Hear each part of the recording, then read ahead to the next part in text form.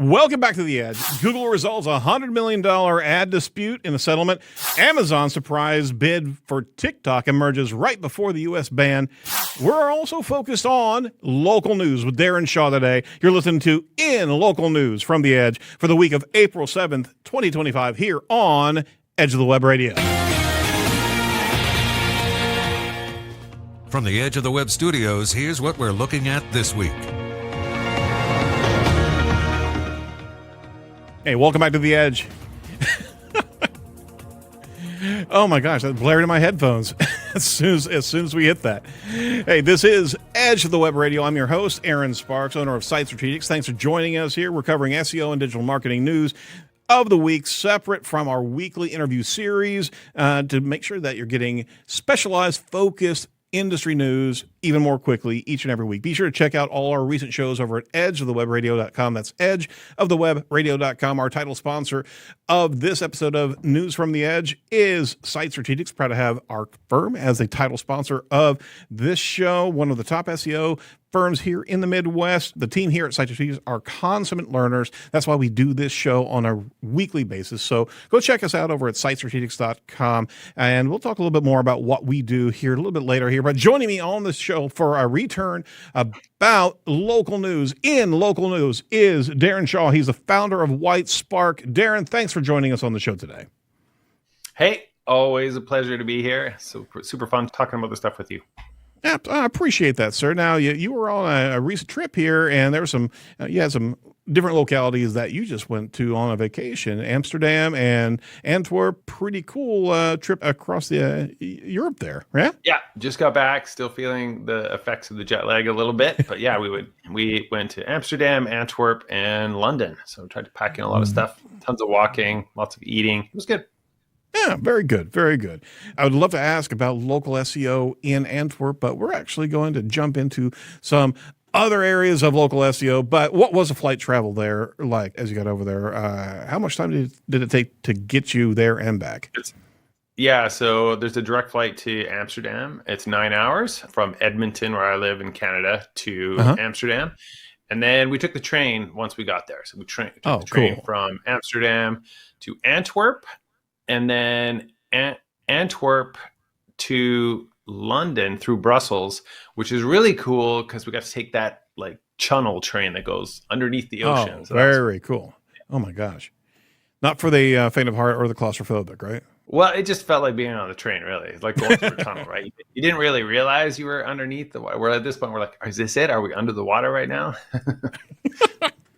Very cool. I had the same. My kids really wanted to see the fish, and they were so disappointed. I know. That's what I was wondering. I was like, that's right. You just did that. All, yeah. Like a glass tube, and you get to see the ocean. They were so sad. No fish. So sad. How long is that tunnel? We all fell asleep. Are you serious? Because it's just dark. Just play Finding Nemo or something like that for them. They were so let down. All right. Hey, let's jump into a first article here and top of the news of just what's happening in digital marketing. Google settles a $100 million advertising dispute. This over at Search Engine Land by Anu. Always trip on it. Adegbola. Thank you very much. I'm so sorry, Anu. Google's $100 million settlement over AdWords billing practices highlights the importance of transparency and could push for stricter digital advertising regulations. It's a 14-year battle over advertising billing practices, and they're finally agreeing to a substantial settlement without admitting any wrongdoing. The resolution marks a significant moment in the company's complex history of digital advertising regulations. This lawsuit has been going on from 2004 to 2012, specifically targeting two key issues: artificially reducing advertiser discounts through smart pricing and distributing ads beyond advertisers' designated geographic location. The advertisers accuse Google of violating California's unfair competition law, claiming the tech giant misled participants in the advertising program. The legal process was extraordinarily complex, involving, get this, almost 1 million pages of documents and multiple terabytes of click data. My God, just printing through that.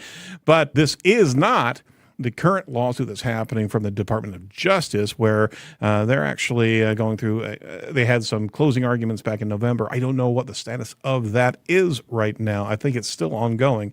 But just wanted to tee this up to let everybody know what's actually happening in the legal space. This is one of the most recent updates on the legal front from Google.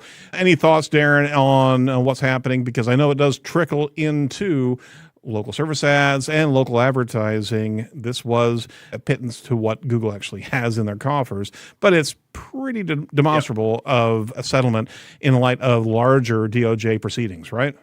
Well, it's interesting that they're talking about the AdWords platform between 2004 and 2012. So local service ads didn't exist then. But the thing I find most interesting is that they are like, yep, $100 million, but not admitting any wrongdoing. That just tells me that they don't want people digging any further. Like, yep, we're just going to settle this. Don't look at our records here. Here, we'll give you $100 million. Just you win. There you go. We're good. So that's suspect to me. It really is. And I what I was really hinting towards is just the significance of that. It's not precedent setting, but it is in light of larger DOJ machinations that are happening right now. We're going to be seeing a lot of things coming through over the next few years of what they're going to settle on and what they're actually going to admit, right? It's just something to be paying attention to. Another article over at Search Engine Land by Anu as well. Amazon takes a surprise bid for TikTok ahead of the U.S. ban deadline. They have a last-minute TikTok bid. It came in days before the video app faces a potential U.S. shutdown, though the offer, she says, is not being considered seriously. Now, we just reported on Perplexity eyeing TikTok as a possible buyout to be able to join Perplexity and opening up the TikTok algorithm into an open source environment.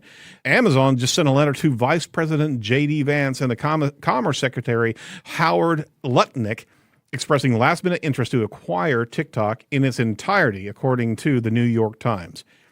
The officials there, between the lines here, are reportedly not taking Amazon's bid seriously at this time, viewing it as a last-ditch effort that may complicate an already chaotic situation. Now, Lord knows that TikTok has had a lot of pressure and a lot of issues as it's been, addressed by Biden's proclamation in 2024 to actually ban TikTok as it was coming. When was the ban actually? January 16th or something like that. That said, we're seeing some big players starting to take swaths at possibly buying the U.S. version of TikTok, right? They face an April deadline to sever ties with its Chinese parent company or cease U.S. operations following the legislation by President Biden in April of last year. So I don't know if you're on TikTok, Darren, but what do you think about these big giants saying, you know what, we want to take that over and use it for ourselves? I mean, it is a huge search engine for a particular demographic, right? Yeah. I think there is a major political play here because you control the media, you control the world, and the media these days is social. It's like, that's why Elon bought Twitter. It's why there's just so much power in controlling such attention. So when you have a massive user base all consuming content on TikTok, well, there's a lot of power behind that. And so you better believe I think that rather than strictly banning it from the U.S. has probably been, government has been lobbied like, listen, we could use this. This could be really good for us. So, you got players like Amazon, Oracle, Walmart, Microsoft, all kind of fighting to try and take TikTok under their control, which would be very valuable for any of those businesses. And so I understand. Absolutely. I feel like we need less, we want smaller players to stay smaller rather than all power being consolidated across the major billionaire platforms. So I don't know. It's not ideal. It's probably not ideal that it's all controlled by China right now. So I don't know. It's a mess. It's all a mess. I don't have much to say about it. I currently use TikTok, not much as a consumer, but more I publish my content there. And so it's an interesting place. I do find that like for SEO information and news, it's not overly great platform for that, because I think most people that are on TikTok are just there to be entertained more than Exactly. informed. Right. And so it's not a huge platform for me, but it is a huge platform for the world. I know that especially the younger generations, they spend a lot of time there. And so that's why it's powerful and why these big companies want to own it. Now, we'll actually look at a segue here as we're going into local SEO and local marketing, is that TikTok is valuable for local restaurants and local bars and things like that. I mean, it's a huge play to be able to gain attraction to their brick and mortar establishments, right? So, I mean, it's still a valuable channel to be able to communicate to a particular demographic, a particular age bracket, and that age bracket is expanding as well. Facebook is going the way of the dodo. I mean, literally, it was tongue in cheek several years ago, but the demographic has changed so much. I mean, we're looking at millennials and Gen Zs that are trying to find a different platform to be entertained, but also they trust the search algorithm inside of TikTok as well. I mean, it's a place where local businesses can truly thrive if they get their game right inside of TikTok. You got to be able to make sure that you're creating content that is actually entertaining, right? Yeah, I think it's pretty valuable for small businesses. Like you see it happen where you've got like this carpet cleaning guy, and he just makes these incredible videos of disgusting and his process, or how to like clean them, repurpose them, like make them look like brand new. And people are really engaged in that. And this guy's business is doing better than ever. And so it depends on how you do it. And you got to be thinking about like visual hooks and your how do you present this story in an engaging way? And you see like realtors doing a really good job with TikTok. You see, basically any small business, restaurants doing well. And so it's just a matter of understanding what is successful there and then investing the time. But it's also a real competitive differentiator, because most businesses are not investing the time required to generate really engaging video content. And so the ones that are doing it now are really going to get ahead, because you can push that content to every platform, including your Google business profile. And so it's just really fantastic content for the businesses are willing to invest in it. Yep. There's actually a septic tank truck driver that's actually been posting shorts in TikTok, and he's got millions upon millions of followers. Yep. Perfect. It's a crappy feed, but somebody's got to do it. Sorry. That feed is real crap. Yeah. But I mean, that's the thing, is that it's entertaining, and he loves his job, and he's just making content as he's going down the road. And there is a channel for that specific type of entertainment. I've got so many jokes. if I know I have to, but it is also very uniquely positioned for an individual to be able to push that content. Oh my God, I have so many jokes beyond that. But I mean, it doesn't have to be really manufactured well, as long as it's got a good hook and it's got a good engagement factor, and individuals can do that regularly. So sorry, now I'm just having jokes in my head. All right, got to move on. Hey, we're proud to have Site Strategics as the title sponsor of the show. Here's a question for you. How do you create authoritative content? Subject matter expertise that Google is looking for. Learning from your client is always the place to start, but organizing a well thought through interview process with your clients is daunting and time consuming. We've been able to develop a process here in Site Strategics over the last 14 years that we've been doing interviews. We can actually come in as a SEO SWAT team, be able to help you extract that fantastic information from your subject matter experts. We can get their voice, their passion, their knowledge, and be able to curate that into a lot of different areas. So think about that. Go over to sitestrategics.com, ask us some questions about what we can do for you in that space. Because remember, it's not you, it's me. All right, that's it. Moving over to in local news. That's why we have Darren right here. Number of different issues to go through here. I wanted to be able to tackle a few right off the bat here. Darren, restaurant local results actually get a facelift. Now, this is over on LinkedIn. We're going to have all the show notes in our show page, as well as on the podcast article itself.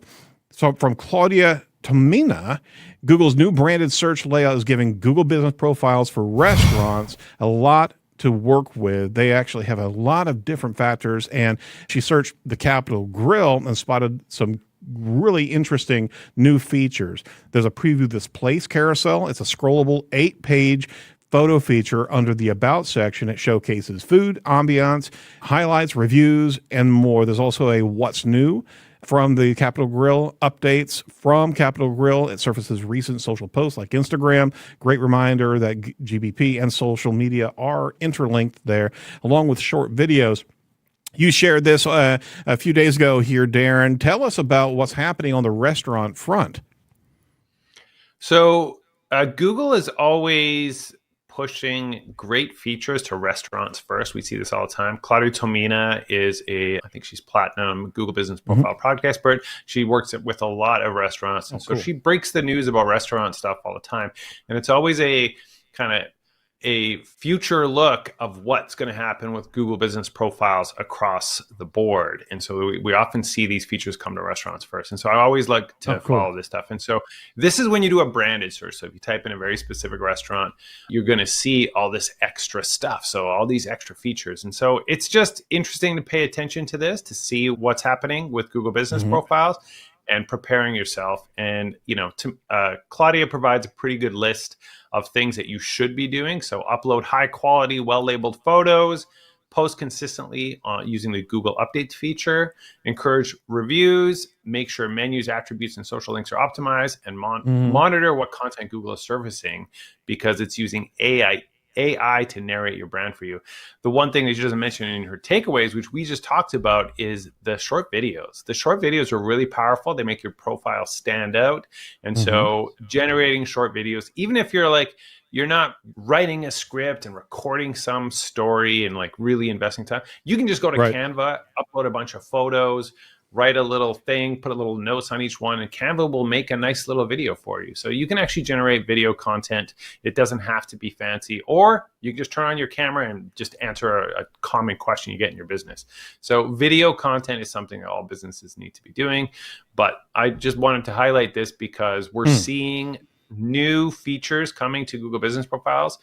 Google's been working quite a bit on the Google Business Profile functionality, pulling AI into a lot of that. And so I think it's really interesting, and it's good to stay ahead of it. I think we reported whenever you were on last time, we were talking about AI images that were available at Google for Google Business Profile. It was just starting to launch then. But to your point about answering questions with short videos, we're going to talk about this a little bit later here, but that's a great way to have a dialogue and personalize the company or the restaurant or whatever your local organization is. Being able to have that that empathy, that connection to the consumer, that's what Google's really wanting to see move through the Google Business Profile. Now, that said, we pivot to another LinkedIn post that you actually shared a while back, about a week ago here. Negative reviews are better than possibly getting no reviews at all. I'm just going to let you roll with this concept because there's some thoughts there, but give us a perspective. Why would getting even a negative review be better than not having any new reviews coming through? Yeah, one of the things, so it's been a while since I did the local search ranking factor survey, and I think that review recency is something that we've definitely seen Google crank the dial on. It's become really important to be getting reviews on a regular basis. And so what you'll see is a business that let's say they have a whole bunch of new reviews, they'll be ranking really well. And then if it's like a week goes by, 2 weeks, 3 weeks, 4 weeks goes by where they're not getting reviews, but their competitors are, you'll see them drop off and their competitors overtake them in the local results. Review recency, I think, may be the number one local search factor of 2025. It has such a huge impact. You get a couple new reviews and boom, you go straight back up to the top of the results.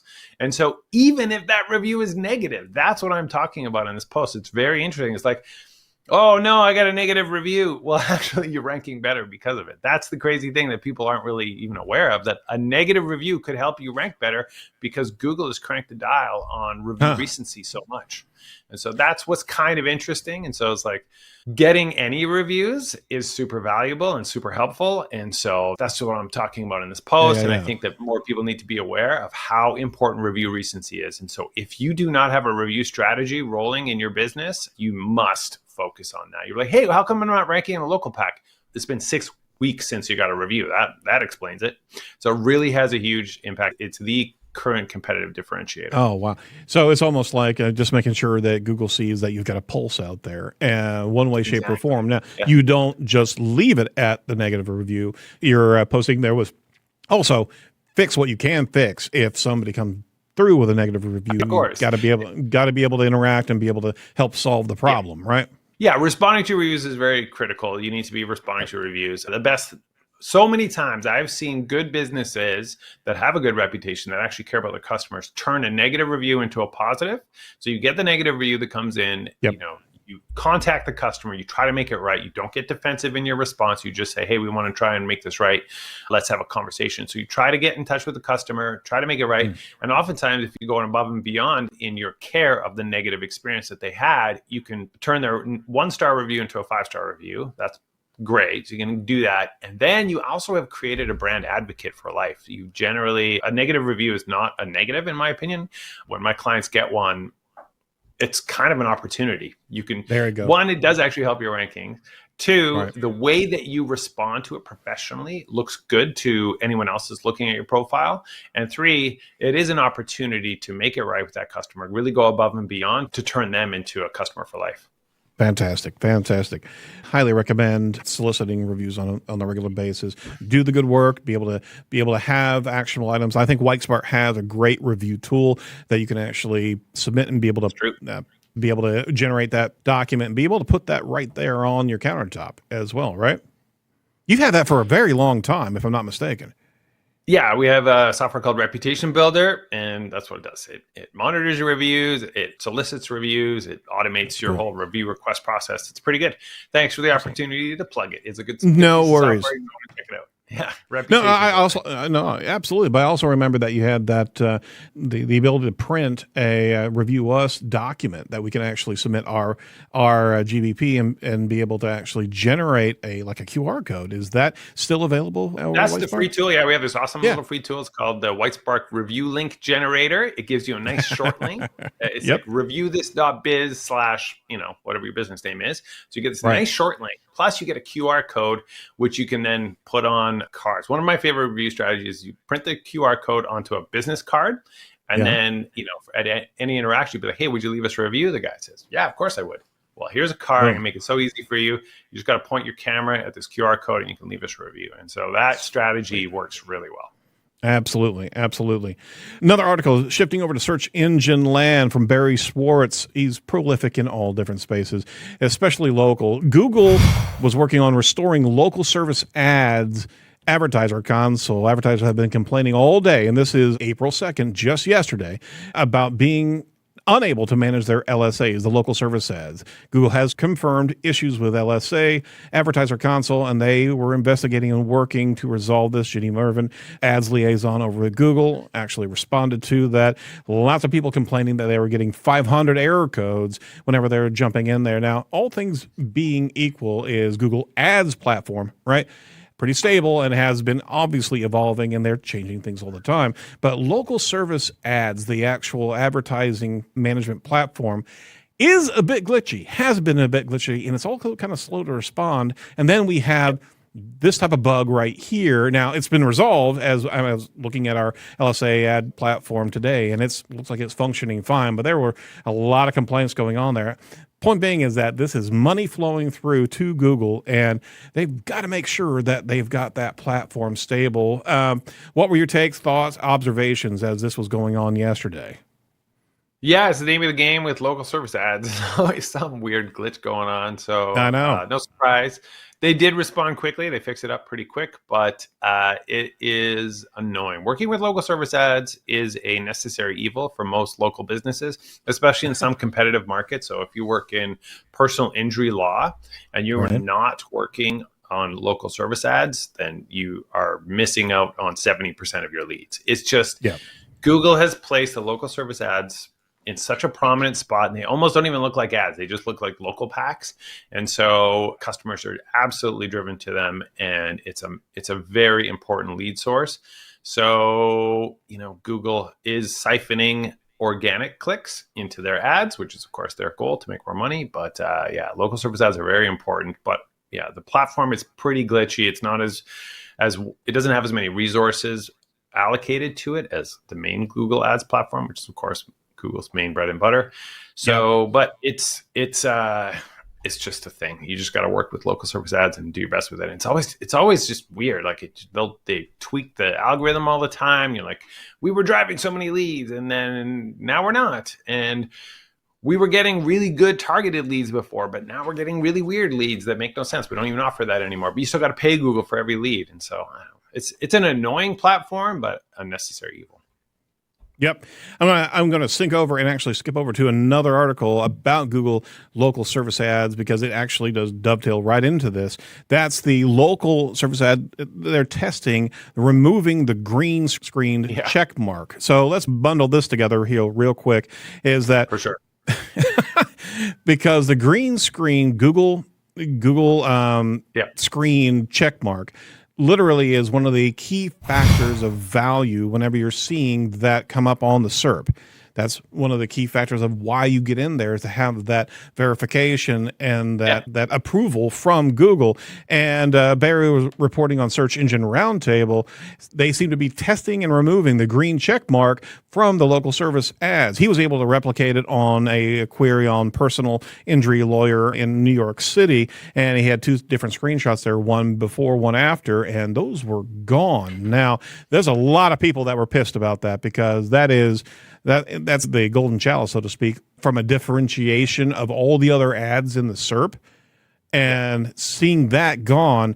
Wow. Now I can't replicate it with his query, and in our local space, I'm seeing those green checks, but my gosh, why in the world would they disappear that? What's the community talking about in that respect? So yeah, the green check is real. That's the whole point of the program. They're Google screened. You have to apply to be in the program. You have to verify your business. And so Anthony Higman, he's in all caps swearing about this on all the social platforms. He's a guy I really follow for local service ads information. Yeah. But yeah, it's pretty interesting. I can't tell at this point whether it's a bug, like, oh, whoops, we had a little bug, or they're just testing something. It would be surprising if they removed it altogether. Right now they're back, but that green check mark is important for the program. It really differentiates it from the other ads. And so if they remove it, I feel like how do you tell the difference between a regular ad and a local service ad? And so now, for our listeners who are not familiar with that, there's a verification process that goes through, especially for more in-home service companies like garage door installers, movers, and locksmiths, right?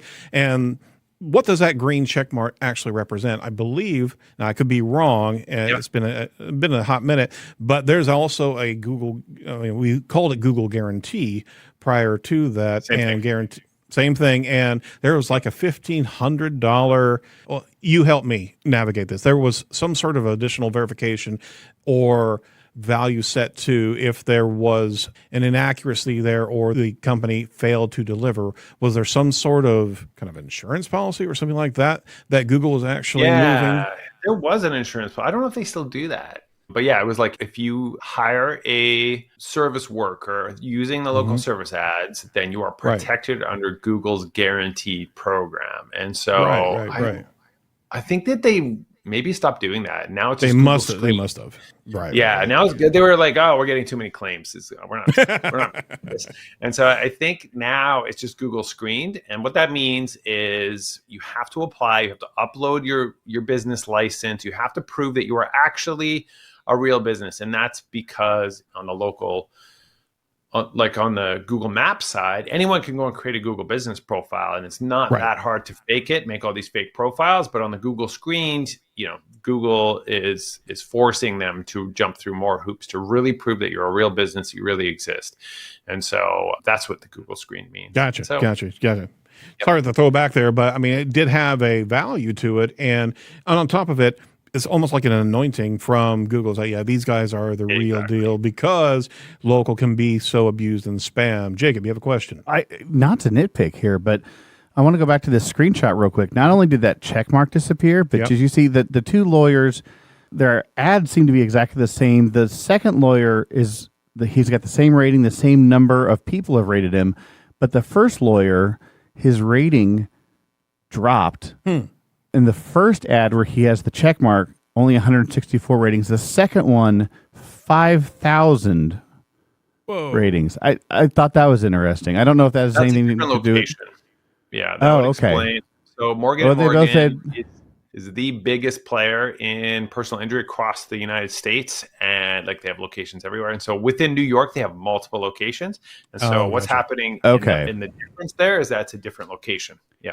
Okay, so maybe that's how Barry got to work, was just by going to different locations, and that's why it fired or didn't fire, maybe? Well, actually, local service ads will change almost every time you run a query. And so you'll see different. Google mixes them up all the time. They want to give everyone a chance to get their leads.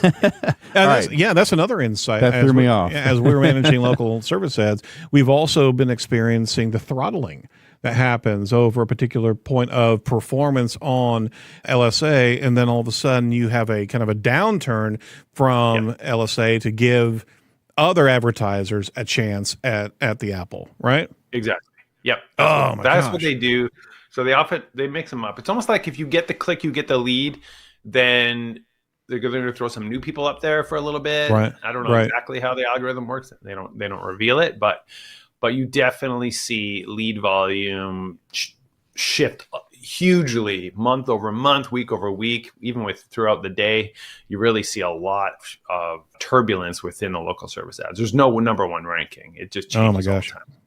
It's nowhere near as stable as Google Ads, asterisk, quote unquote, because I mean there are certainly some quality score factors in Google Ads that you can at least be able to manipulate a little bit or engender more and more value on your website. LSA, it's a little bit more throttled, and we just don't have nearly as much control.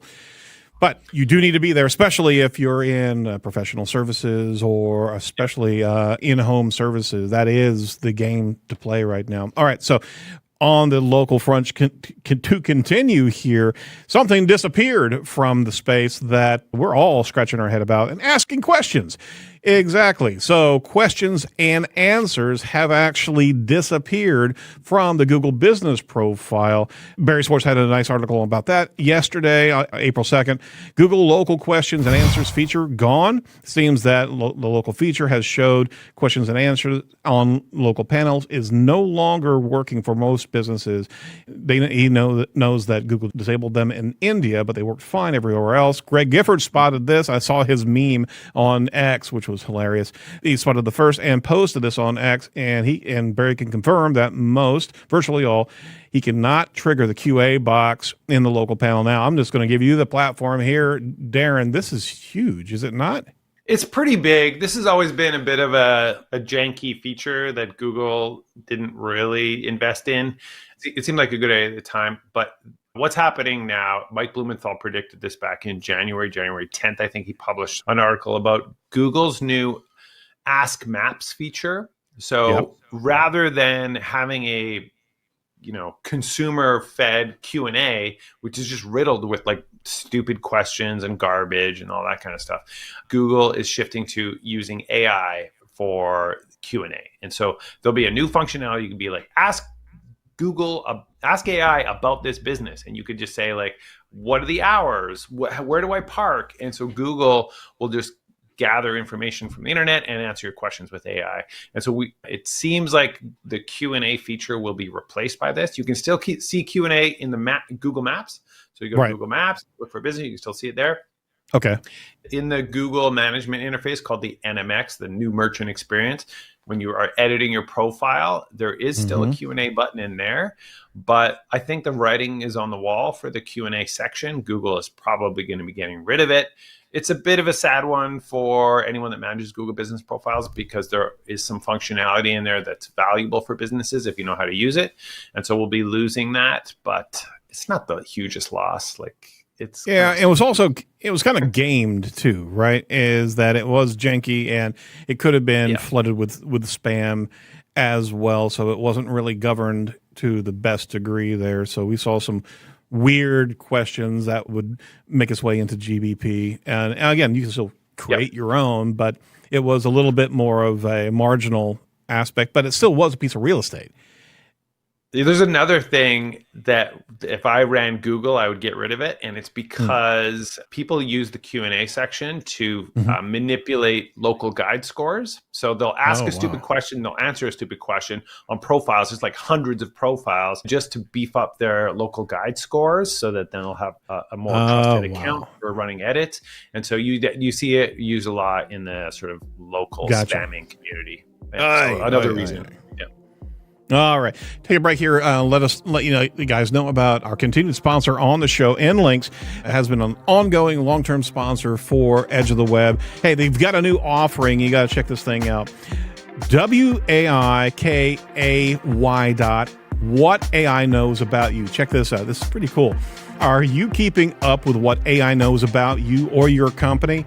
Now you can actually stay on top of the facts with WAIKAY.ai. This powerful tool helps you discover exactly how AI talks about your brand to key customers and gives you ways to be able to improve that. WAIKAY can benchmark your AI presence against competitors, reveal key content opportunities, and flag harmful link hallucinations all in one report. It's actually very, very powerful. I tried it out myself, and it was fantastic. It's an easy-to-use fact-checking tool that keeps you in the know, ensuring your brand's online narrative is flourishing. So we're in the AI realm. You've got to have some reconnaissance here, folks. The best part, it gives you actionable tips to be able to optimize your brand's AI visibility. If you want to take control of your brand's digital image for free, go over to the show link, edgeofthewebradio.com/WAIKAY, WAIKAY. You got to check this out. Was really blown away with what I was seeing there and discrepancies between other competitive profiles that we were targeting here. I tried it out with Edge of the Web. I was like, oh, wow, that's interesting. That's interesting. That's interesting. So check it out. They got a free tool over there. Do an analysis on yourself, and you'll actually see what AI knows about you. All right. You got to check it out, Darren. It's actually a pretty darn good tool that they just rolled out here over the last month. Back to local. All right. So Google Local Knowledge Panel has promotional clippable coupons from Search Engine Roundtable as well. For March 28th, Google, I should say, I just called Barry Google. My God. Same thing. Same thing. He's seen clippable coupons with search results for several years in store listings and many places. Now we're seeing it on the Knowledge Panel itself. So Sachin Patel. Quick disclaimer, do not use scissors on your screen. Do not use scissors on your screen, please. Sachal Patel actually spotted one example of it showing up in a local knowledge panel and posted it on X, and he searched for custom cushions. And if you see the screenshot right there, right next to promotions was a little scissor icon, save 10%. The promotion was 10% off with a promo code ends April 1st. That's why I couldn't replicate it, because it's past April 1st. But are you seeing this in the wild, Darren? And is this exciting, or is this a test as well? So this is majorly exciting to me.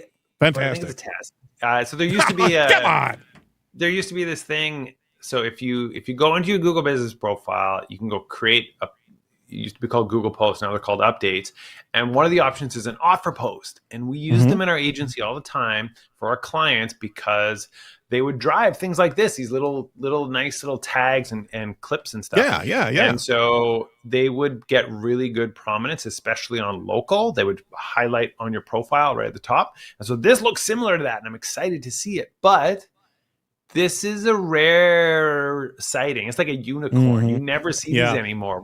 We still do our offer posts for all of our clients, but they rarely get this kind of prominence. So I feel like this guy just ran into a little test, because they removed it. They used to get this great prominence. Now they don't anymore. So I don't know what happened here. It almost looks like, if you look at this screenshot, this is what one would call like a merged knowledge panel with the Google Business profile. So when you see that happen, I think it's only appearing in this one obscure case. And so I think that most local businesses cannot take advantage of this, and actually offer posts aren't as awesome as they used to be. I would love to see them generate more prominence like this again. But I think that what's happening here is it's only appearing because of the weird, unusual case of the brand profile being merged, like the knowledge panel being merged with Google Business profile. That's Jake, can we see that screen again real quick? Triggering this. Let's have a look at that screen again real quick before we get off this story. Yeah, because I think you're right there, is that is kind of a hybrid model here. If you zoom in, can you zoom in on that a little bit? Because you've got that knowledge graph above it's a hybrid of a knowledge graph and a GBP, right? I think that's what's happening here. So their Google business profile for that brand has the offer post on it, and so it's appearing. It's like the only time you could ever get this cool little clip thing. We used to get them all the time, but now only in this one weird instance will you be able to get that. So I think it's a nothing. You can't really optimize for this. So sadly, so I'll bring it back. I was really wondering whether or not schema or structured data was possibly influencing that factor, but probably right there. It's just the uniqueness of what the query was itself, and it was triggering on a knowledge panel and a GBP. All right. Yep. Well, if listeners, if you see this unicorn in the wild, please let us know, because we'd love to see more of these, because that gives us much more tractionable, hopefully actionable items to be able to optimize that Google business profile. All right. So I want to go to a myth real quick before we finish out here, Darren. And one of your posts here just recently was about, there's so many myths, and you actually dispel myths all the time in local SEO. This one in particular was something that I harp on a regular basis here, but sometimes clients or other organizations that we work with don't see it the same way here. When we talk about links in content, right? Yeah. It's not the same as a link in navigation. Help me unpack this and give us the true sauce here. So yeah, I think I didn't need to call this a local SEO myth. It's just a general SEO myth. But we see it all the time with service pages. People think, oh, I already have an internal link to my service pages because it's in my navigation. That navigation's on every page of my website. So there you go. Internal links sorted. So this is where I'm pushing back, and I'm trying to teach people that because of Google's page segmentation patents, we know that they break apart your navigation, your sidebar, your footer, and your main content. So links in sidebars, footers, and navigation are considered differently than links in the main content. So in this case, we don't think you have an internal link unless it's in the main content. You've linked within a paragraph of text. You've said the service, and you've linked to your service page. And so that's the local SEO context in order to optimize your internal linking. And so I think a lot of people think, oh, I've got a link in my navigation, so it's an internal link. It's not. And I think that your sponsor, InLinks, will show you that in the software as well. To be like, absolutely, you need to have an internal link in your content, and that software, InLinks, will connect to your WordPress, find the opportunities, and show you where you could add all these excellent internal links to improve crawlability through the site. Now, let's just make sure we go around the horn there. It's not just the top navigation. Footer navigation is also considered navigation, and sidebar navigation is not inline linking. So if you're trying to actually influence and create prominence and structure around a particular target pillar page or a service page, it's got to be contextually bound. It's got to be valuable for the user, that it would further the query as they're reading a particular piece of information, that link is valuable, just not sporadically through a particular page of content. It's got to be contextually bound, but it's got to be in line, not on the Chrome, so to speak, of navigation of a site. So thank you for that. That's a good PSA there. I want to touch on two things, and then we'll get out of here, Darren. And I love what you do on LinkedIn, because you're posting some great information. There's a local SEO workout that I wanted to actually just gin up here. We'll have the have the link in the show notes as well.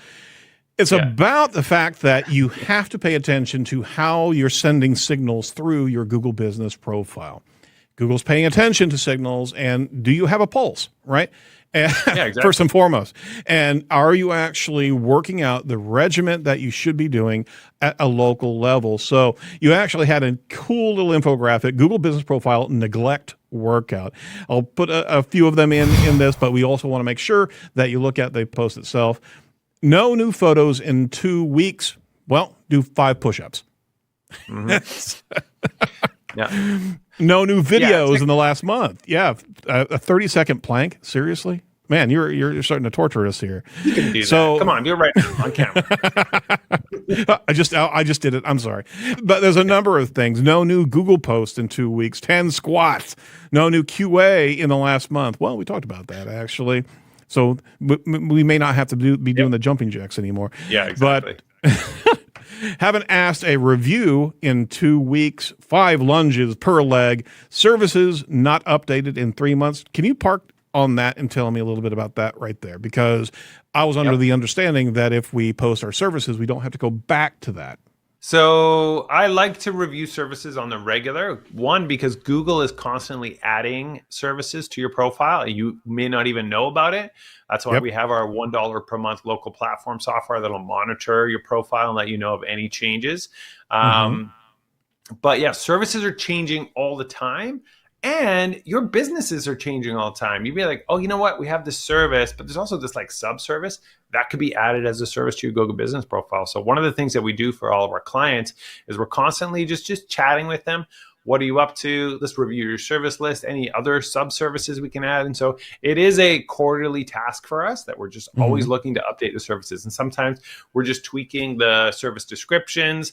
A great tip is to add emojis to the service titles. That way they will stand out in search results when you get those little provides justifications. And so the services is just a very often set it and forget it feature.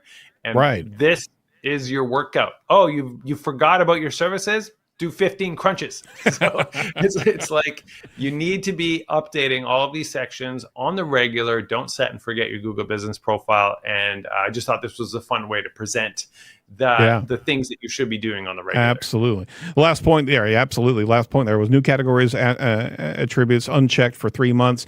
Joy over at Sterling Sky is always posting monthly of categories that have been added and categories that have been removed. And in fact, I believe March had a slew of categories removed from State Department references and things like that.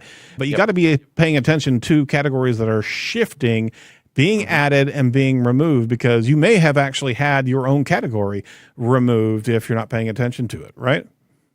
Yeah, so categories removed, but another huge one is when Google adds new categories. So that's something you should be paying attention to, because especially with a brand new category, a new category is an opportunity to rank really well for that term. And so if no one else knows that there's a new category for a very specific thing that you do and you add it to your profile, it's just like free sailing. You're going to be so much further ahead of any of your competition because they have no idea that Google even added a category for this for that service. Sweet. So that's what we mean by paying attention and making sure that you're always checking your categories to see if there's new ones or if Google removed any.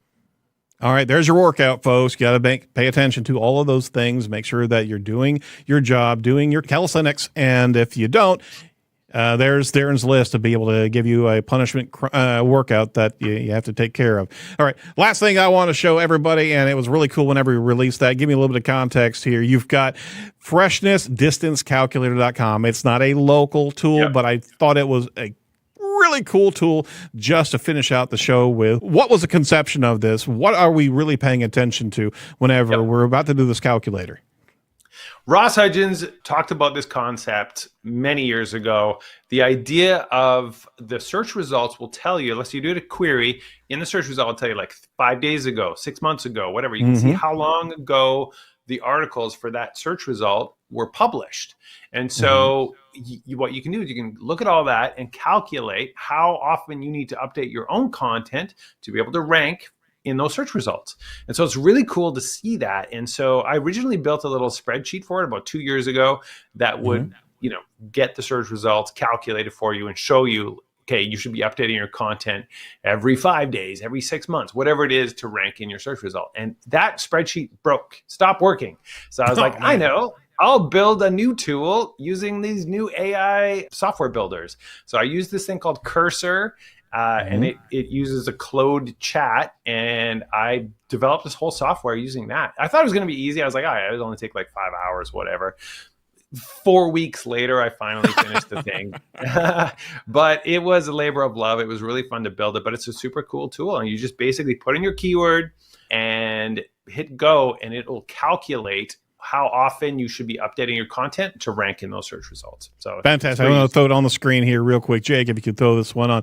So we just wanted to demonstrate this, and then we'll get out of here. Indianapolis Podcast Studio. Now, again, your recommendation is not go local, but you hit calculate, and it starts thinking. The design of this is so retro 80s video game. It is freaking fantastic, and I just loved what I was seeing there. So it calculates, and it's like, all right, says average distance, you should probably aim to update your content at least every 26 months. The newest distance is 30 days ago. Hey, look at that. Edge Media Studio. Number one. And actually has an entire scroll down there of the different rankings and the freshness of the updates. So number of different studios that ranked here in Indianapolis. We're ranking number one there. And I know, because I literally updated that bloody page about 30 days ago. And that proves in the sauce that you've got some accurate data here. But you can also see, as you run against different queries, the opportunity that you have there. You can also see that Site Strategics hasn't updated their own page in 71 months, but it's still ranking. So it really depends on, your query and the competitiveness of the query, but it does give you a picture of, outside of anything else, what you're writing. As long as you're keeping it fresh and updated, there's another pulse, another signal that you're sending to Google, that you're maintaining your own garden there. So I just wanted to throw that out for the audience and make sure that we have it in the show notes as well. Any final thoughts about that tool? I want to show you a little secret Easter egg I put into the tool. So bring back the go demo. for it. And now on your keyboard, you go up, up, down, down, left, right, BA. Oh, hold on. When I do that, I don't know if I can, because it fires off macros on the mixer. Well, all right, so up, down, BA. Yeah, up, down, left, right, BA. Hang on, wait, let me try again. The Konami code, and the Konami code is a secret code from old school video games that you would enter on your controller, and it would give you like secret stuff in a few games. And so I added the Konami code to this page, and it does really cool things. I can do it. Hold on. Oh, that's awesome. Yeah. I can do it. Here we go. Yep. Okay. Up, down. Yeah. Oh, sweet. Yeah. It actually has 5 different effects, depending, like they run them randomly. So, there's another That's one. awesome. Yeah, nice. That is awesome. You had a really good acceptance of this. So when did you launch this? It feels like 4 weeks ago now, maybe 5. Yeah, 4 or 5 weeks. Yeah, It's already got 5,000. I just checked this morning. 7,018 queries have been run on the software since I launched it. Oh, sweet. Excellent tool. And again, not local. Oh my gosh, that's so cool. And for everybody who's listening, go over to the YouTube channel and see the end of our show here. Watch the entire thing, but go check out what we were demoing there. And go over to freshnessdistancecalculator.com. Certainly want to make sure that you guys track that. Stop messing with it. No. Darren, it's always a pleasure speaking with you. Thank you so much for your nuggets of gold whenever you're talking about. Stop it. Oh, my gosh. See what you did, Darren? Now he's going to be playing with that. It's so fun, right? Yeah, it's fun. How can everybody track you down and find out more about Darren Shaw? Yeah, I'm on almost all the social platforms. You can find me anywhere. Definitely check us out at whitespark.ca, all the software and services you need to rank in local results. But yeah, mostly LinkedIn. Get on my newsletter. I got a free local SEO course you could find on our website too. But yeah, if you're interested in local, I hope you follow me. I got lots of good content all the time. Absolutely. You do. He's the guy, and please follow him. And certainly follow us over on Edge Web Radio on X. Thanks so much for your additional time, and we're cycling you through, wanting to make sure that we go to the local SEO source of knowledge here. So again, thanks for participating, but also just the wealth of information that you provide. We really do appreciate it. It was a pleasure. Yeah, thank you. You're more than welcome. More than welcome. Hey, that's it for The Edge this week. And check out our second segment about DMA and Google's challenges with Mike Blumenthal, Greg Sterling, and David Min. We unpacked a lot in the first segment. Really, really interesting stuff and very surprising stuff that they're doing on their research side of things. Be sure to like, comment, and subscribe to our YouTube channel and get updated whenever we post some hot takes from our show. From all of us, we'd love to have a rating on this show. If you go over to ratethispodcast.com/edge, you can give us we'd love a 5-star, but any stars will do. Even if it's a negative ranking, negative star will certainly respond, right? Is negative stars an option? God, I hope not. Take away the stars. Well, Morty's not here anymore, so, I mean, I think we're safe. Okay. From all of us over Edge, stay safe, stay well, and do not be a piece of cyber driftwood. We'll talk to you next week. Bye-bye.